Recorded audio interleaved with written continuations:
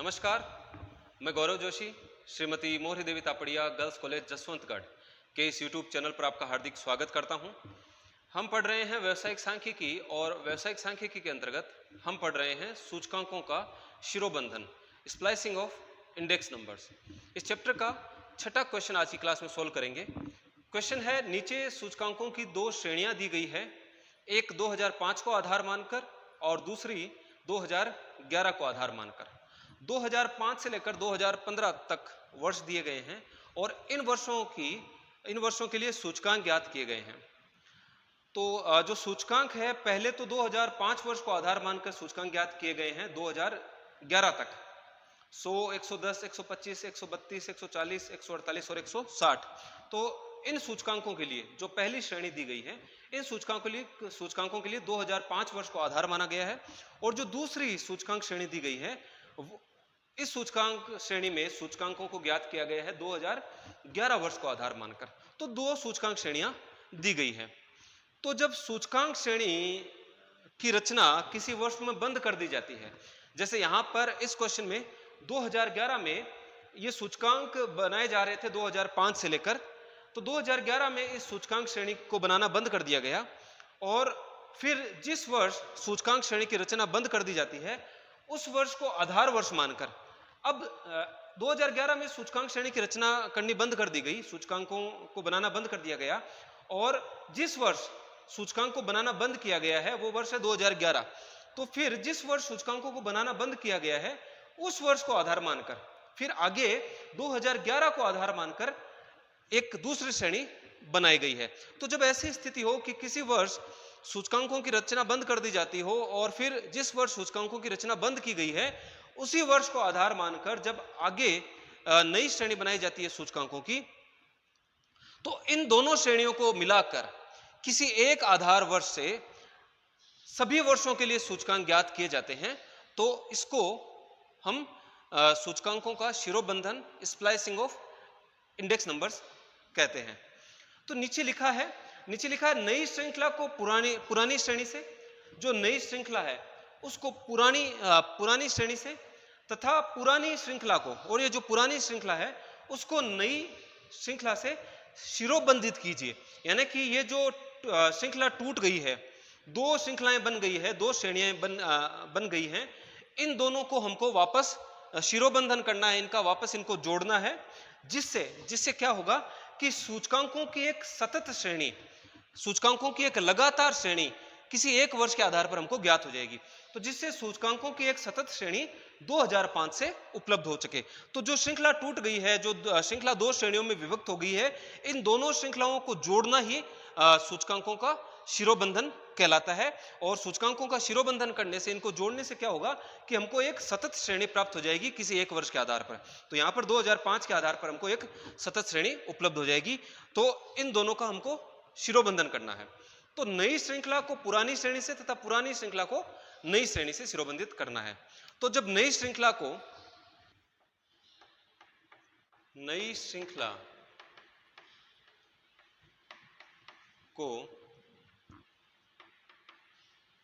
पुरानी श्रेणी से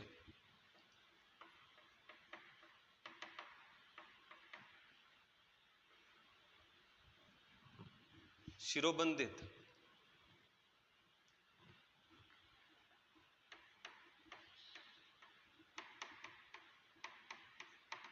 करने का सूत्र, old index number of new base year. तो पहले हम ओल्ड इंडेक्स नंबर लेंगे, पुराना इंडेक्स नंबर लेंगे नए आधार वर्ष का। तो नया आधार वर्ष है 2011, पुराना आधार वर्ष है 2005 और नया आधार वर्ष है 2011, क्योंकि 2011 में ये जो श्रृंखला है वो टूट गई थी। तो 2011 नया आधार वर्ष है। तो नया आधार वर्ष 2011 है और उसका पुराना इंडेक्स नंबर 160 है और नया इंडेक्स नंबर है 100। तो old index number of new base year, नए आधार वर्ष का पुराना index number into index number to be adjusted upon 100। तो जो नए वर्ष का, नए आधार वर्ष का जो पुराना सूचकांक है, ओल्ड इंडेक्स नंबर है, उसको हम गुणा करेंगे index number to be adjusted. तो 2011 के लिए हमको जो इंडेक्स नंबर है 100, इसको एडजस्ट करना है। 2012 के लिए 115 को इंडेक्स करना है, एडजस्ट करना है। 2013 के लिए 125 को एडजस्ट करना है। तो इस प्रकार से जो ये नए सूचकांक प्राप्त हुए हैं दूसरी श्रेणी में, इनको हमको सबको एडजस्ट करना होगा। तो index number to be adjusted प्रत्येक वर्ष का नया इंडेक्स नंबर लेंगे और इसको हम गुणा करेंगे ओल्ड इंडेक्स नंबर से, न्यू बेस ईयर के, और फिर 100 का भाग लगा देंगे। और पुरानी श्रृंखला को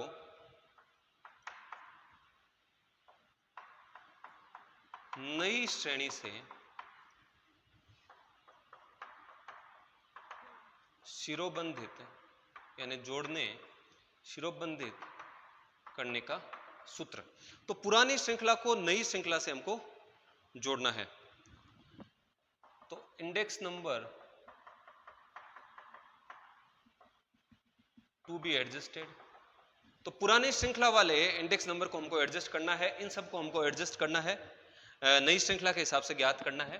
तो index number to be adjusted upon old index number of new base year, नए आधार वर्ष का पुराना इंडेक्स नंबर, नया आधार वर्ष है 2011 और इसका पुराना इंडेक्स नंबर 160। तो index number to be adjusted पुराने जो पुरानी श्रृंखला है, पुराने आधार वर्ष के आधार पर ज्ञात की हुई, उनके प्रत्येक वर्ष के इंडेक्स नंबर लेंगे जिनको हमको एडजस्ट करना है, उसमें भाग लगाएंगे old index number of new base year का और इसको 100 से गुणा कर देंगे। तो नई श्रृंखला को पुरानी श्रृंखला से जब शिरोबंधित किया जाता है तो जो ओल्ड इंडेक्स नंबर है न्यू बेस ईयर का, उससे हम index number to be adjusted नई श्रृंखला के जो इंडेक्स नंबर है उसको हम नए आधार वर्ष के पुराने इंडेक्स नंबर से गुणा करके और इसको पुरानी श्रृंखला से शिरोबंधित करते हैं। और पुरानी श्रृंखला को जब नई श्रेणी से शिरोबंधित किया जाता है तो जो पुरानी श्रेणी है, पुरानी जो श्रृंखला है, उसका इंडेक्स नंबर लिया जाता है प्रत्येक वर्ष का और उसमें भाग लगाया जाता है नए आधार वर्ष के पुराने सूचकांक का। नया आधार वर्ष 2011, उसका पुराना सूचकांक है 160, इसका भाग लगाकर 100 से गुणा किया जाता है। तो इस क्वेश्चन को सॉल्व करते हैं। इन सूत्रों के आधार पर हम इन दो श्रेणियों को शिरोबंधित करेंगे। Splicing of two index numbers series. तो जो दो सूचकांकों की श्रेणियां हैं उनको हमको स्प्लाइसिंग करना है, इनको जोड़ना है। ईयर है 2005, 2006, 7, 8, 9, 10, 11, 12, 13, 14 और 15।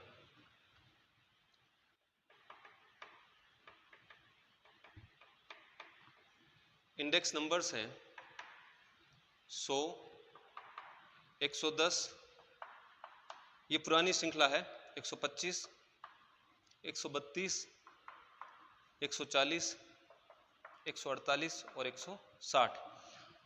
तो 2011 में इन सूचकांकों की रचना होनी बंद हो गई थी और फिर जिस वर्ष रचना होनी बंद हुई है उसी वर्ष को आधार माना गया, उसका सूचकांक 100 माना गया, इंडेक्स नंबर्स, और उसको आधार मानकर नए सूचकांकों की गणना की गई। तो 2011 के आधार पर जो नए सूचकांक है वो है 100, 115, 125, 140 और 168। अब हमको क्या करना है, हमको स्प्लाइसिंग करना है, जोड़ना है। स्प्लाइसिंग ऑफ फॉरवर्ड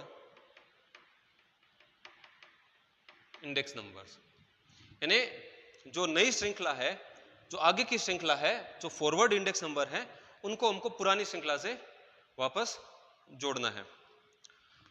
तो इसको हमको एडजस्ट करना है इसके हिसाब से, यानी कि old index number of new base year.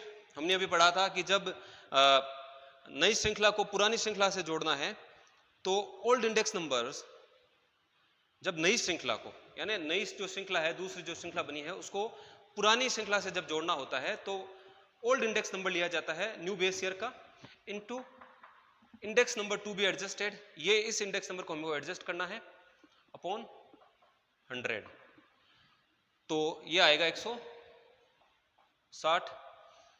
फिर index number, old index number of new base year 160 है और index number to be adjusted है 115, क्योंकि जिस वर्ष का इंडेक्स नंबर हमको परिवर्तित करना है, पुरानी श्रृंखला से जोड़ना है, वो इंडेक्स नंबर लेते हैं, वो इंडेक्स नंबर 115 अपॉन 100। यानी इसका मतलब ये हुआ कि 2011 तक पुरानी श्रृंखला के हिसाब से 2005 के आधार पर 2011 वर्ष का जो सूचकांक था वो 160 था पुरानी श्रृंखला के आधार पर, और अगर उसी को अगर आगे कंटिन्यू करते तो 160 का 115% हो जाता 2012 के लिए। तो 160 का 115% कितना होगा?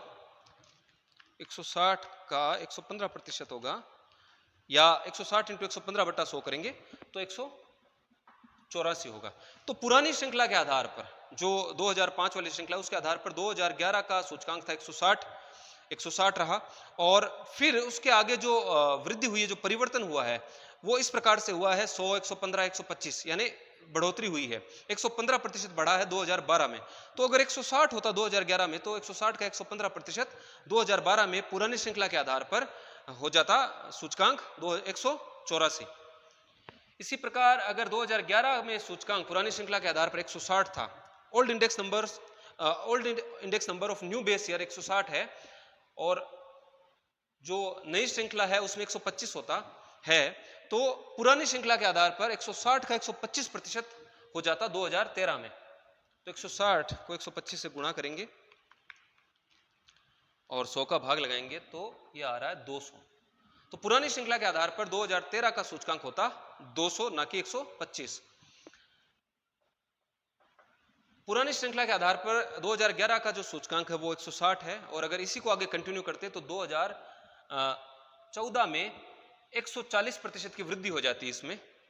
तो 160 इंटू 140/100, तो 160 का 140% निकालेंगे 224।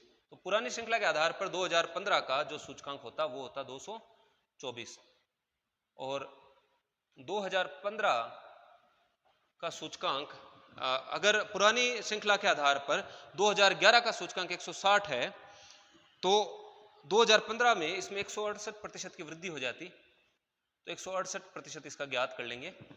तो old index number of new base year into index number to be adjusted upon 100, तो 160 को 168 से गुणा करके 100 का भाग लगा देंगे, तो ये आ रहा है 268.8।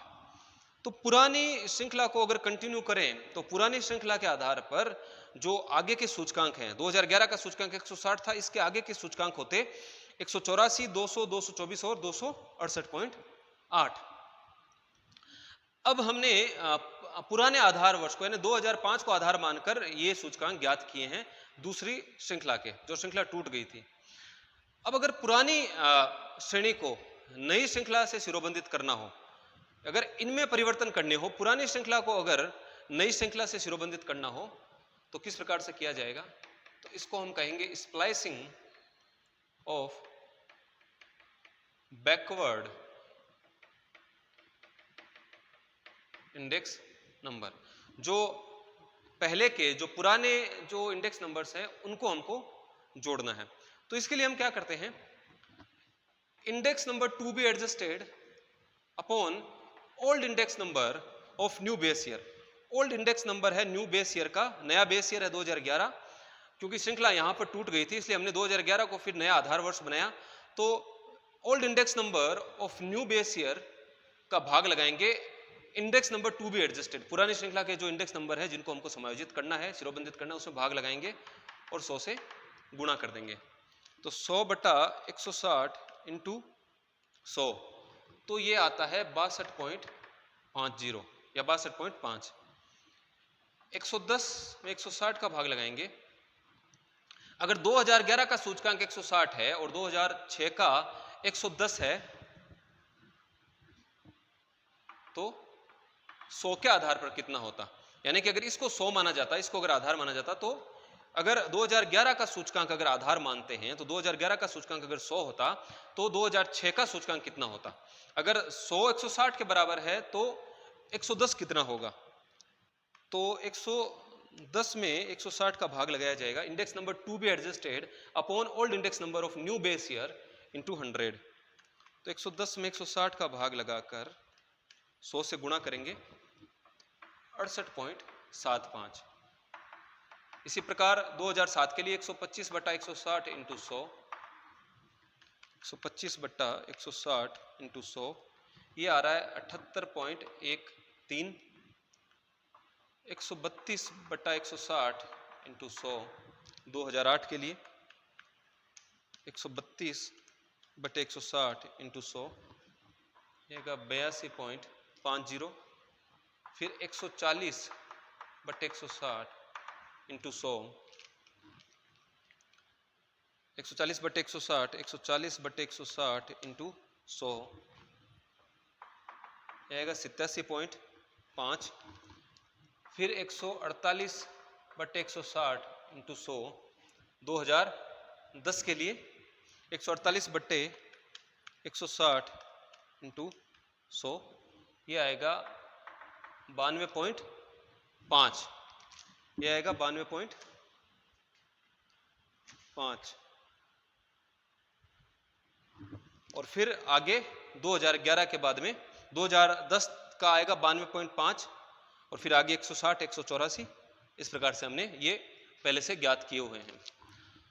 तो इस प्रकार से नई श्रृंखला को पुरानी श्रृंखला से शिरोबंधित किया जाता है और पुरानी श्रृंखला को नई श्रृंखला से शिरोबंधित किया जाता है। तो आज की क्लास में इतना ही। मैं आशा करता हूं कि आज की क्लास में हमने जो क्वेश्चन सॉल्व किया है वो आपको अच्छे से समझ में आया होगा। इस वीडियो को लाइक कीजिए, शेयर कीजिए, हमारे YouTube चैनल को सब्सक्राइब कीजिए। धन्यवाद।